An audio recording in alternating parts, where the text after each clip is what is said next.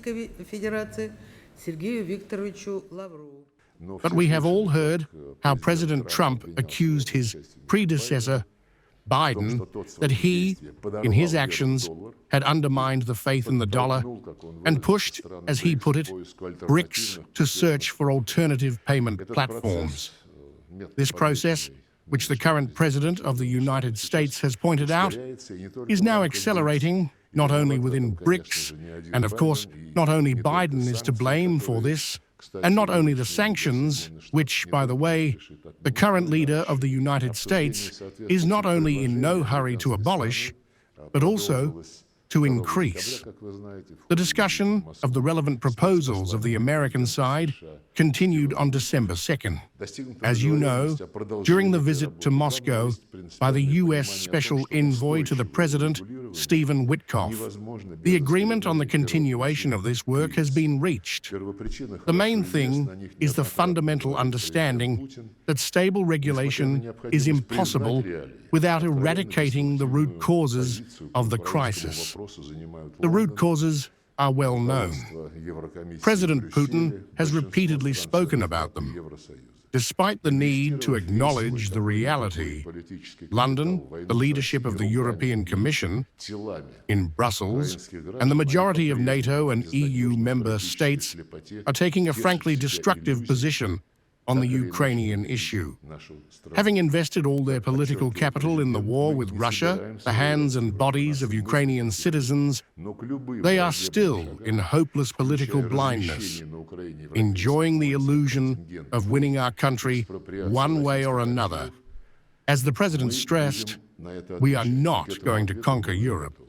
We do not have such thoughts, but we will respond to any hostile steps, including the relocation of European military contingents in Ukraine and the expropriation of Russian assets. We will respond to this. We are ready for this response. We will continue, and this is absolutely not subject to any re-examination. We will continue the independent foreign policy course, which implies the protection of national interests and simultaneous strengthening, readiness for the strengthening of multilateral mutually beneficial relations with everyone who is ready to work with us equally, with mutual respect for the generally recognized norms of international law. Of course, the situation is evolving to a certain extent, and new facts are emerging, but in general, the trend remains unchanged. The West is not united, and this is once again confirmed by the events of the last few days, when President Trump, in one of his interviews, fundamentally assessed the actions of Europe on artificial restraint of the agreements that could well have been reached under Ukrainian regulation, ensuring the liquidation of the very reasons that are the main obstacle on this path. But Europe artificially restrains this process, tries in every possible way to narrow down the so-called Ukrainian leader, members of his regime, so that they do not stop fighting until the last Ukrainian.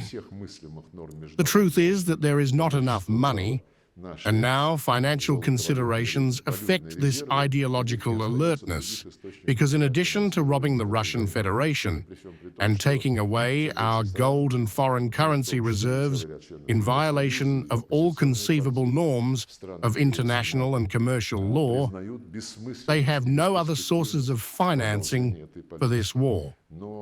This is despite the fact that more and more countries, including a number of members of the European Union and opposition parties in the EU and NATO countries, recognize the senselessness and hopelessness of the continuation of this policy.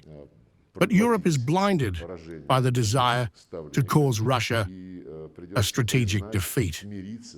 They cannot imagine it, and some even admit in interviews, in conversations with journalists, that they do not think of a situation when they will have to swallow the defeat of their opponent and have to admit, to reconcile with the fact that Russia will achieve its legal and just goals. It is clear that these are their problems. But as they say, They themselves have created these problems. They themselves are aggravating them. They themselves are trying to hold on to an absolutely hopeless line of conduct. But on this background, the United States is more and more impatient.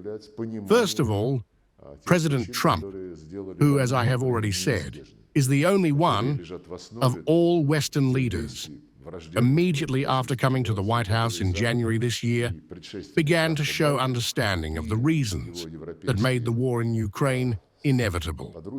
These are the reasons that are at the heart of the hostilities against the Russian Federation, which the West and Trump's predecessor Biden and his European subordinates have been enduring for many years, and now is the culmination of this whole story.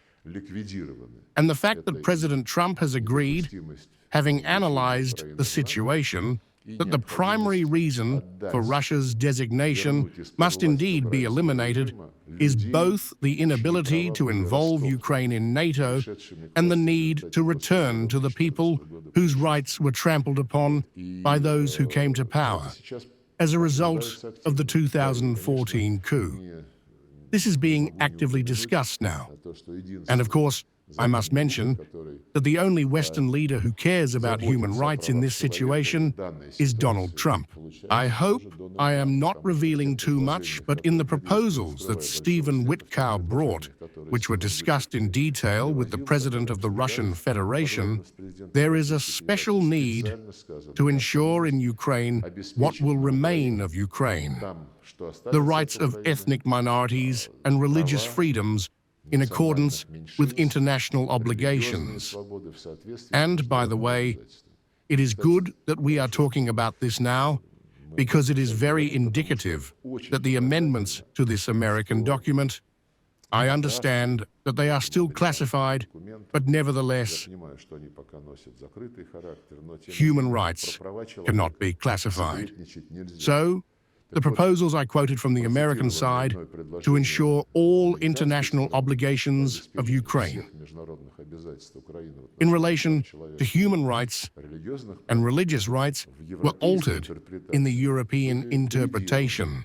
And what we have seen now speaks in a different way and urges Ukraine to follow all the norms in relation to minorities and religious freedoms that have been adopted in the European Union. As they say, feel the difference.